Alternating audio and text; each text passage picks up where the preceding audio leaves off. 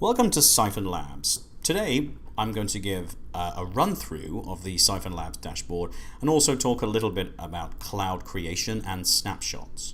So from the home page you can log straight through into your dashboard. I've already logged in, so it'll quickly switch straight through. So giving you a quick tour of the dashboard, at the top you'll notice that you have favorite clouds. So each cloud can be favorited, so you have quick and easy access to particular clouds that you might be working on at the time. We have an activity section that actually shows all the activity that's taken place on the account by anybody who's a member of the account as well as yourself. So whether you're adding a new member, whether you've done a snapshot, it'll tell you here in the activity list. There's a newsfeed section, so you'll actually be fed the news, the latest news feed from SiphonLabs. And in essence, on the right hand side is the help screen. So if you have any particular question at any time, do just drop us a line. It could be about anything that you might have a question with. Feel free to put it in here. You can even record a little video of your screen and then we'll come back to you as soon as we can.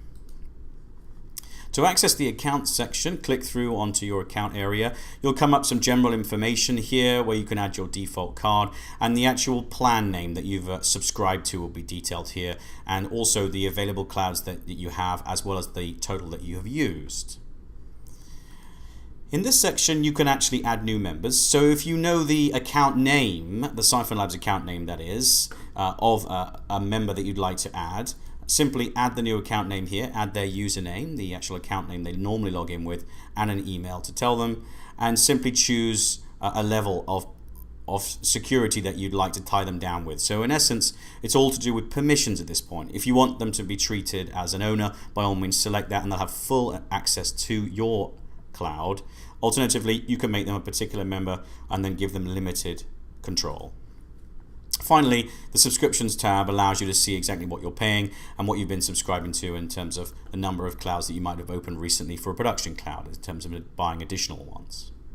So moving back to the home page here, you'll notice that we have a little number here. This is actually a notification section, so I've completed some tasks of late, so it's told me that I actually have had those tasks completed. So in this particular instance, I'm just going to mark all those as red. So moving into the cloud section, this is an area where you get to see a list of all the clouds that you've created and then you are managing in your account. Each cloud can be grouped and the groups will appear at the top. These groups can be deleted and renamed. Handy if you want to work on a number of clients and you maybe want to group them. So you and your team who have a centralized account potentially have a single area, knowing that that's the area that accesses a particular client's account. Here is a list of all the clouds that we're working on. There's a few things you can do from here. You can view a site here, so simply by clicking here, view a site, up pops a particular site. You're able to actually view the manager of a site as well, so you can go straight to the dashboard. In this case, I'm already pre-logged in, so you're in a position to just start working on a site straight away. Every time you see a cog, there are some other tasks. So I notice here I can then move into edit mode. I can add it to a group. I can maybe reinstall a product. In this particular case, I can even delete it from here. So every time you see a cog, that means there's some additional processes that you can complete. So in this particular instance, let's go a bit deeper into the administration page of each cloud. And opens up here a full page dedicated to this particular cloud. It will tell you firstly, the most important thing, which is the web address for that particular cloud. And you'll notice this isn't a custom domain. This is a development instance, so we give you a standard SiphonLabs domain. If you choose to open up a production instance, you can actually customize this with a custom domain and use this domain sections to administer that. On the screen, you'll have some general information about the cloud, software version, where it's based, when it was purchased, and also some SSH, SFTP connection information. Moving through the top tabs, this is the snapshot section. So snapshots are essentially partial or full copies of an entire website. So handy if you want to, for instance, quick start a project from an existing snapshot, or just create a brand new snapshot to then start working on another client, for instance, who might like an existing site. Backups are the backups of this particular cloud. You can create a brand new backup on spec, but for the 7 days we have automatic backup. So you will have 7 copies of this particular cloud logged in this section. As mentioned, domains can be administered here. You can add subdomains from here and obviously administer your custom domains from here should you have a production instance. And finally, you can actually modify or add a particular cloud to a group. We have some quick links on the right, so you can, for instance, back up a cloud directly from here. You can actually create a snapshot from here. And a couple of useful features if you want to send a cloud to another account member who could be a client, for instance. You might want to send a cloud that you're working on for a client and you want to send it into his account, ready to then go live on his account. Then simply press Send Cloud, and then you can add his account number, account name, and the snapshot name, and it'll be sent into his vault, where you can then switch into his dashboard to then launch the cloud from his account. You can also create an admin user. So for instance, if you've lost the password for a particular cloud, or your client has, you can easily then create a brand new admin user to access the CMS directly.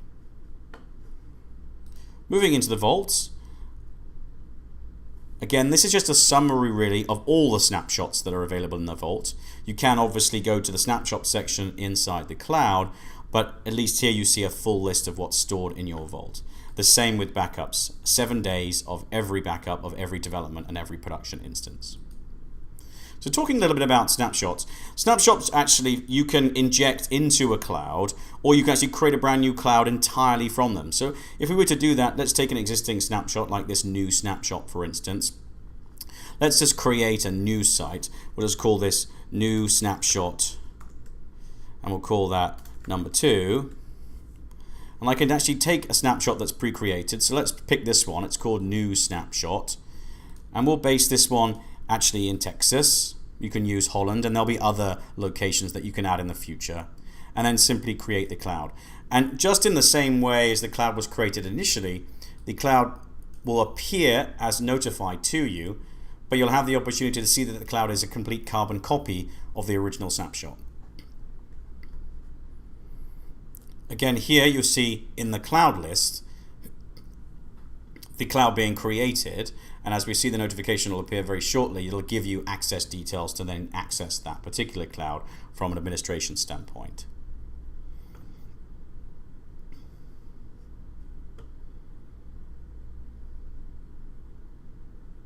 There you go.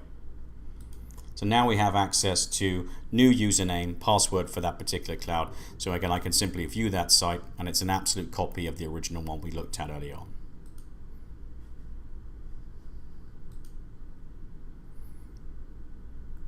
Hopefully that's given a good grounding of the dashboard and a little bit about new clouds and snapshots.